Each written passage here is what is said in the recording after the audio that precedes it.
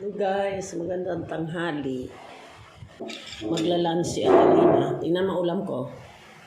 Ano to? Sisig. Konti lang, kasi ako lang naman. Kagabi pa ulam yun. Tapos ito, nilagyan ko ng mayonnaise. Ito oh. Itong pipino, mayonnaise, tapos lagyan ko ng yung isda, yung isawsaw ko kasi kagabi ito yung sausawan ko. Yan.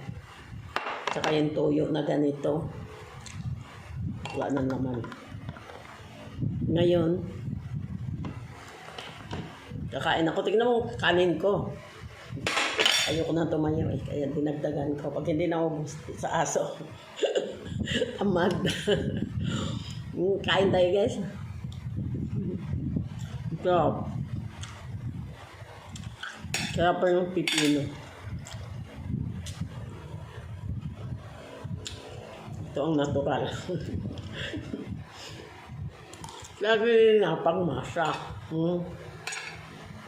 Hindi ako maarte. Pag ayaw kong ulam, hindi ko titikman. Kung wari, pinakain mo ko. Pag ayaw ko, hindi ko titikman, okay lang yun. Pero, lahat pinakain ko.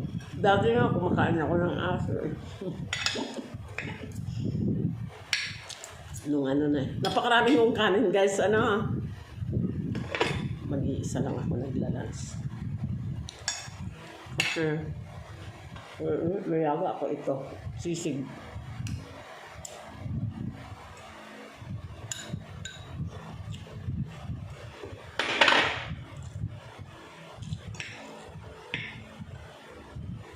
Yun lang.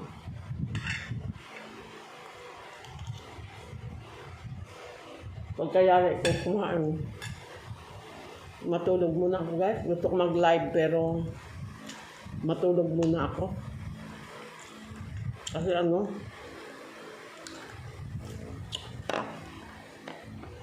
nagsumba ako, napagod ako.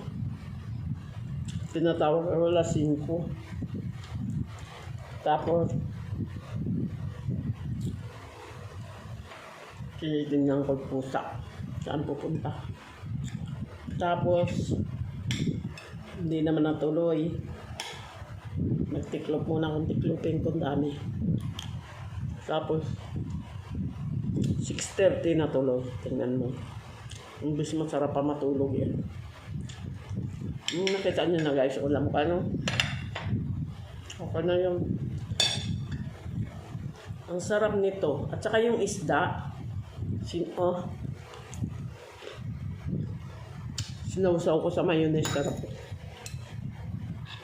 Ano naman mayonnaise ko? Hindi naman lettuce juice. Ito lang. Yan lang.